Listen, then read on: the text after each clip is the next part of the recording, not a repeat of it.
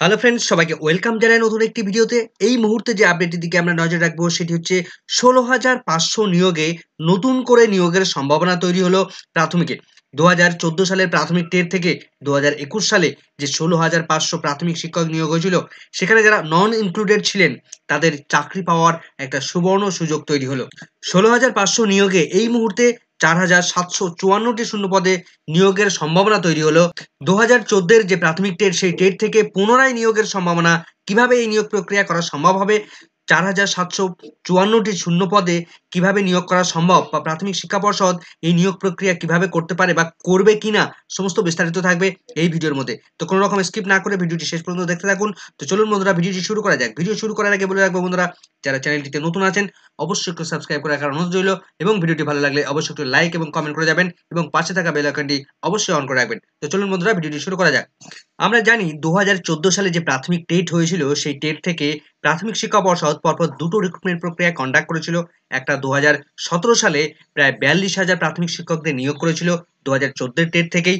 সেই সঙ্গে ২০২১ সালেই ওই প্রাথমিক টেট অর্থাৎ ২০১৪ টেট থেকেই আরও ১৬,৫০০ প্রাথমিক শিক্ষক নিয়োগ করেছিল প্রাথমিক শিক্ষা পর্ষদ।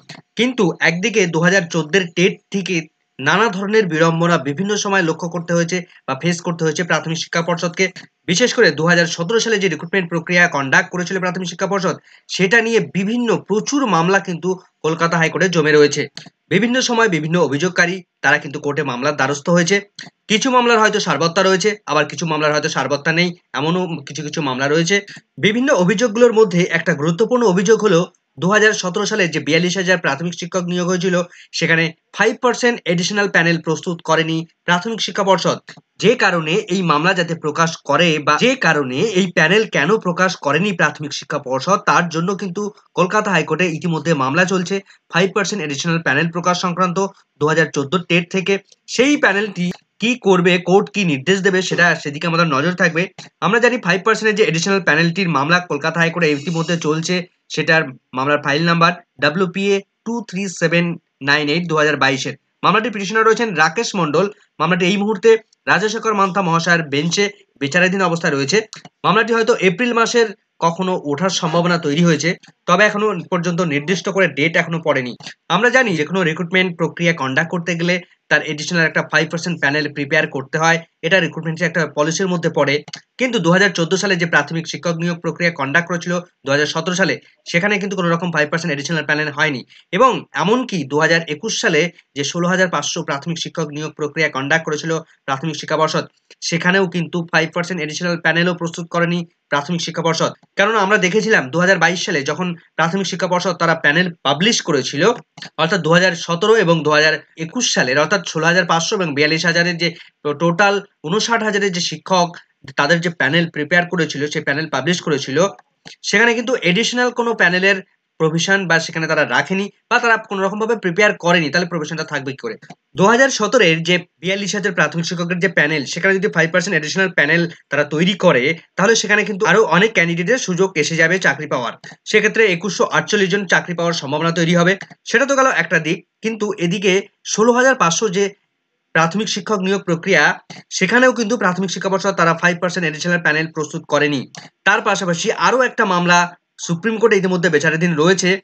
১৬,৫০০-এর যে শিক্ষক নিয়োগ প্রক্রিয়া, সেখানে বেশ কিছু চাকরি প্রার্থী তারা কিন্তু বিভিন্ন সময় RTR মাধ্যমে জানতে পেরেছিল যে প্রাথমিক শিক্ষা পর্ষদ নাকি ১৬,৫০০-এর যে টোটাল ভ্যাকেন্সি ছিল, সেই ভ্যাকেন্সিতে তারা নিয়োগ প্রক্রিয়া কন্ডাক্ট করেনি বা ফুলফিল করেনি ভ্যাকেন্সিগুলো। সেখানে আমরা লক্ষ্য করতে পেরেছি যে সেখানে ১২,৫৭১টি ভ্যাকেন্সিতে তারা নিয়োগ প্রক্রিয়া কন্ডাক্ট করেছিল। বাদবাকি যে ৩,৯29টি ভ্যাকেন্সিতে প্রাথমিক শিক্ষা পর্ষদ তারা কিন্তু রিক্রুটমেন্ট প্রক্রিয়া কন্ডাক্ট করেনি, বা এই ভ্যাকেন্সিগুলোতে ক্যান্ডিডেট পড়ে থাকলেও তাদের কিন্তু চাকরি দেয়নি প্রাথমিক শিক্ষা পর্ষদ। তার ফলে এই সমস্ত ক্যান্ডিডেটরা তারা কিন্তু নন ইনক্লুডেড ক্যান্ডিডেট হিসেবে পড়ে রয়েছেন এখনো পর্যন্ত, এবং যেটা বর্তমানে সুপ্রিম কোর্টে বিচারাধীন রয়েছে। ২০২২-এ প্রাথমিক শিক্ষা পর্ষদ যে ৯,৫৩৩ জনের যে প্যানেল প্রিপেয়ার করেছে, সেখানে আমরা ভালোভাবে লক্ষ্য করলে দেখতে পাবো যে সেখানে 5% এডিশনাল প্যানেল একটা নতুনভাবে পৃথকভাবে কিন্তু সেই প্যানেল একটা প্রিপেয়ার করা হয়েছে। সমস্ত নিয়োগ প্রক্রিয়া কমপ্লিট হয়ে যাওয়ার পর, অর্থাৎ ৯,৫৩৩ জনের ফ্রেশ প্যানেলে, মেইন প্যানেলে যাদের নাম রয়েছে, তাদের নিয়োগ কমপ্লিট হয়ে যাওয়ার পর প্রাথমিক শিক্ষা পর্ষদে এডিশনাল 5% প্যানেল যাদের নাম ইনক্লুড রয়েছে, তাদের নিয়োগ করবে প্রাথমিক শিক্ষা পর্ষদ। কিন্তু 5% এর এডিশনাল প্যানেলের রুলসটা এর আগে 2017 এবং 2021 সালের প্যানেলে কিন্তু কার্যকরী করা হয়নি। অর্থাৎ এই দুটো প্যানেলের ক্ষেত্রে 5% এডিশনাল প্যানেল কিন্তু প্রাথমিক শিক্ষা পর্ষদ কোনো রকম ভাবে প্রিপেয়ার করেনি। অথচ আমরা দেখেছি 2017 সালে বেশ কিছু জেলাতে যা ভ্যাকেন্সি ছিল তার থেকেও অতিরিক্ত শিক্ষক নিয়োগ করেছিল প্রাথমিক শিক্ষা পর্ষদ। অর্থাৎ শূন্য পদের থেকেও তারা অতিরিক্তভাবে হয়তো ভ্যাকেন্সি ক্রিয়েট করে তারা কিন্তু বেশ কিছু শিক্ষকদের নিয়োগ করে ফেলেছিল। তো সেই সমস্ত বিষয়গুলো নিয়েও কিন্তু কলকাতা হাইকোর্টের দ্বারস্থ হয়েছে চাকরি প্রার্থীরা এবং নানা ধরনের অভিযোগ এসেছিল বিভিন্ন সময়। তো সে সমস্ত বিষয়গুলো স্টাবলিশ হবে কলকাতা হাইকোর্টে গিয়ে। এই মুহূর্তে সবথেকে যে গুরুত্বপূর্ণ আপডেটটি আমরা নজর রাখবো সেটা হচ্ছে যেটা বলছিলাম যে 4,754টি ভ্যাকেন্সিতে পুনরায় এই 16,500 যে রিক্রুটমেন্ট প্রক্রিয়া সেই নিয়োগ প্রক্রিয়ার থেকে এই মুহূর্তে 4,754টি ভ্যাকেন্সিতে নতুন করে নিয়োগের সম্ভাবনা তৈরি হয়েছে। 16,500 শিক্ষক নিয়োগ প্রক্রিয়ায় এই 4,754টি ভ্যাকেন্সিতে প্রাথমিক শিক্ষা পর্ষদ তারা নিয়োগ করেনি। অর্থাৎ এই শূন্য পদগুলোতে যেসব ক্যান্ডিডেটের চাকরি পাওয়ার কথা ছিল তারা কিন্তু চাকরি পায়নি, ফলে তারা কিন্তু নন ইনক্লুডেড হিসেবে রয়ে গেছে। এই মুহূর্তে 3929 এর যে মামলা, সেই যে নন জয়নিং যে ভ্যাকেন্সিগুলো ছিল সেই ভ্যাকেন্সিতে সেগুলো যাতে প্রাথমিক শিক্ষা পর্ষদ নিয়োগ করে তার জন্যই কিন্তু সুপ্রিম কোর্টে মামলা চলছে, যে মামলার ডায়েরি নাম্বার 39305 2022 এর সুপ্রিম কোর্টে এখন বিচারাধীন রয়েছে, যার পিটিশনার রয়েছে সাদেক বিশ্বাস। তো এই 3929 এর মামলাটি গত 20 মার্চ 2024 তারিখে শুনানির জন্য লিস্টেড হলেও মামলাটি কিন্তু শুনানির জন্য ওঠেনি। একদিকে এই 3929 ক্যান্ডিডেটদের চাকরি পাওয়ার তো প্রবল সম্ভাবনা রয়েছেই, তার পাশাপাশি এই 16,500 রিক্রুটমেন্ট প্রক্রিয়ায় যদি প্রাথমিক শিক্ষা পর্ষদ তারা এডিশনাল 5% প্যানেল প্রিপেয়ার করে তাহলে কিন্তু সেখানেও বেশ কিছু চাকরি প্রার্থী যারা নন ইনক্লুডেড ছিলেন তাদেরও একটা প্রবল সম্ভাবনা তৈরি হবে। 16,500 রিক্রুটমেন্টে যদি আমরা 5% প্যানেল তৈরি করা হয় তাহলে সেখানে আমরা দেখতে পাবো 825 জন চাকরি প্রার্থী তারা কিন্তু নতুনভাবে চাকরি পেতে পারে। তাহলে একদিকে 3929 এই ভ্যাকেন্সি এবং তার পাশাপাশি যদি 825টি ভ্যাকেন্সি, এই দুটো ভ্যাকেন্সিকে টোটাল করা হয় তাহলে আমরা দেখতে পাচ্ছি 4,754টি ভ্যাকেন্সিতে নতুন করে প্রাথমিকের শিক্ষক নিয়োগের প্রক্রিয়ায় যারা নন ইনক্লুডেড ছিলেন তাদের কিন্তু চাকরি পাওয়ার প্রবল সম্ভাবনা তৈরি হয়েছে এই 16,500 প্রাথমিক শিক্ষক নিয়োগ প্রক্রিয়ার অংশ হিসেবে। 2022-এ যে রিক্রুটমেন্ট প্রক্রিয়াটি কন্ডাক্ট করেছেন মাননীয় পর্ষদ সভাপতি গৌতম পাল মহাশয়, সেখানে আমরা দেখেছি যে 5% এডিশনাল প্যানেল প্রস্তুত করেছে তারা। প্রাথমিক শিক্ষা পর্ষদ 5% এডিশনাল প্যানেল প্রিপেয়ার করেছে।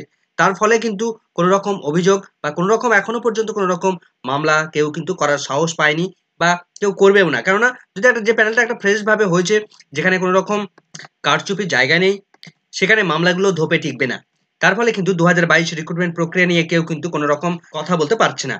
তাহলে আমরা দেখলাম যে এই 16,500 নিয়োগ প্রক্রিয়ায় 3929টি ভ্যাকেন্সি যারা নন জয়নিং ভ্যাকেন্সি হিসেবে রয়েছে সেই ভ্যাকেন্সিতে তাদের নিয়োগ করার সম্ভাবনা রয়েছে, এবং অন্যদিকে 5% এর যে প্যানেল 825 জনের প্যানেল সেটা যদি প্রাথমিক শিক্ষা পর্ষদ তৈরি করে তাহলে কিন্তু সেখানে 4,754 জনের নিয়োগের একটা সম্ভাবনা তৈরি হচ্ছে।